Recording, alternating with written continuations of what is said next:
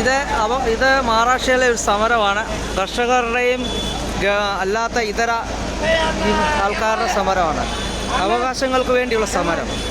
അതെ, ഇവിടെ ഗവൺമെൻറ് ജോലി, ഇന്ന് ഇന്ത്യയിൽ പലർക്കും ഗവൺമെൻറ് ജോലി, രാഷ്ട്രീയ ഇടപെടുകയാണെങ്കിൽ പാർട്ടിയുമായി ബന്ധപ്പെട്ട ആൾക്കാർക്ക് പോകുമ്പോൾ പഠിച്ച് പരീക്ഷ എഴുതിയ ആൾക്കാർക്ക് പലപ്പോഴും ജോലി കിട്ടാൻ സാധ്യത കുറവാണ്.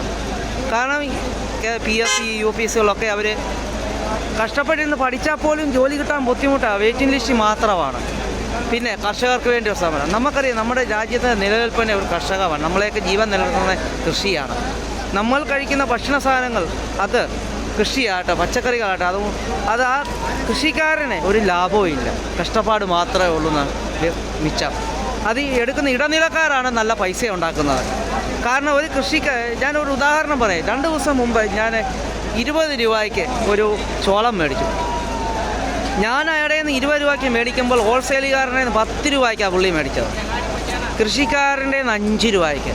അതായത് ഒരു ചോളം കൃഷി ചെയ്ത് 6 മാസം കാത്തിരുന്ന് അത് വിളവെടുത്ത് അത് ഹോൾസെയിലുകാരന് മൊത്തവില കച്ചവടക്കാരന് കൊടുക്കുക, 5 രൂപയ്ക്ക് കൊടുക്കുമ്പോൾ ആ കർഷകൻ്റെ 6 മാസത്തെ കഷ്ടപ്പാടും വിയർപ്പും അവിടെ ലാപ്സാവുകയും നഷ്ടമായത്. അവന് നഷ്ടമല്ലേ? 6 രൂപയ്ക്ക് ഒരു ചോളത്തിന് 6 രൂപ, 5 രൂപയ്ക്ക് ആ കർഷകൻ്റെ വിയർപ്പ് അവിടെ നഷ്ടമാവുകയാണ് ചെയ്യുന്നത്.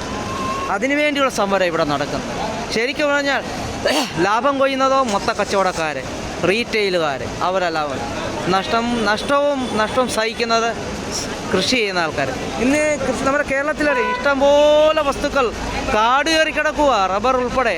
ഇന്ന് റബ്ബർ വെട്ടാൻ ആളില്ല, റബ്ബർ കൃഷി ചെയ്യുന്നില്ല. കാരണം റബ്ബർ വെട്ടി കഴിഞ്ഞാൽ അത് വെട്ടുന്നവന് പൈസ കിട്ടും, അത് മേടിക്കുന്നവന് പൈസ കിട്ടും. പക്ഷേ റബ്ബറിൻ നട്ട് വിളവെടുത്ത് 7-8 വർഷം വരെ കാത്തിരുന്ന് വെട്ടി അത് എടുക്കുന്ന ആ കൃഷിക്കാരന് വെറും നഷ്ടം മാത്രം, ഒരു പ്രയോജനമില്ല. അതുകൊണ്ട് ഇന്ന് കേരളത്തിൽ മൊത്തം റബ്ബർ വെട്ടി പൈനാപ്പിൾ കൃഷിയാണ്. കുറേ നാൾ കഴിയുമ്പോൾ പൈനാപ്പിൾ കൃഷിയും നഷ്ടത്തിലാകും. കാരണം അവിടെ കൃഷിക്കാർക്ക് നഷ്ടമാണ്. ശരിയായിട്ട് പറഞ്ഞാൽ ദാരിദ്ര്യം അനുഭവിക്കുന്ന കൃഷിക്കാരാണ്. ലാഭം കൊയ്യുന്നതോ ഇടനിലക്കാരും റീറ്റെയിലുകാരും.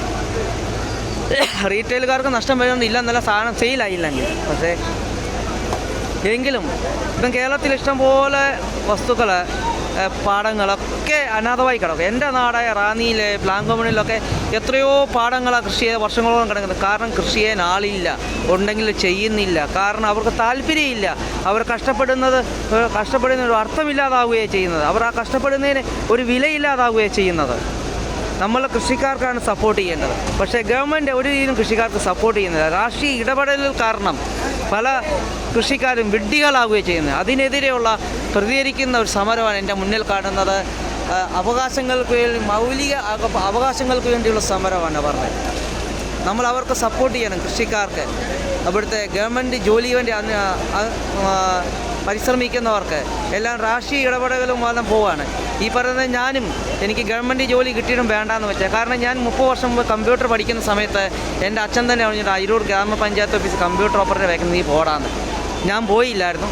അതുകൊണ്ട് എനിക്ക് ജോലി കിട്ടിയില്ല. എനിക്ക് ജോലി കിട്ടിയതാണ്. പക്ഷേ അന്ന് കോൺട്രാക്ട് ബേസ്മെൻറ്റ് പെർമനൻ്റ് ആക്കി. പക്ഷേ ഞാൻ പോയില്ല. പക്ഷേ ഇന്നത്തെ കാലത്ത് ഗവൺമെൻറ് ജോലി ആർക്കും കിട്ടുന്നില്ല. കാരണം കുത്തിയിരുന്ന് പഠിച്ചാൽ പോലും അവർക്ക് കിട്ടുന്നില്ല. എല്ലാം രാഷ്ട്രീയ ഇടപെടലാണ്. ഇപ്പോൾ ഇവിടെ പാർട്ടി ജയിച്ചത് കാരണം ഏത് ഭരണകക്ഷി അവരുടെ ആൾക്കാർക്ക് നേരിട്ട് അകത്തൂടെ ജോലി കൊടുക്കുന്നു. ഇത് ഇന്ത്യയിലെ എല്ലാ സംസ്ഥാനത്തും ഉണ്ട്. പക്ഷേ കുത്തിയിരുന്ന് പഠിച്ച ആൾക്കാർ ജോലി കിട്ടുന്നില്ലെന്ന് മാത്രം. ഇത് അവകാശങ്ങൾക്ക് വേണ്ടി സമരമാണ്, ദിവസങ്ങളോളം സമരം. ഗവൺമെൻറ് ഇതുവരെ അവർക്ക് സപ്പോർട്ട് ചെയ്തിട്ടില്ല. മുംബൈ ഹൈക്കോർട്ട് ഇടപെട്ടു. കാരണം ഇപ്പോൾ ഇന്ന് വൈകിട്ട് 4 മണിക്കോ അല്ലെങ്കിൽ നാളെയോ അല്ലെങ്കിൽ മറ്റന്നാളോ ഇതിൻ്റെ കൺഫേം റിസൾട്ട് അറിയാൻ പറ്റും. ഈ അവകാശങ്ങൾക്കുള്ള സമരത്തിന് നമ്മൾ സപ്പോർട്ട് ചെയ്യേണ്ടത്. ജയ് മഹാരാഷ്ട്ര.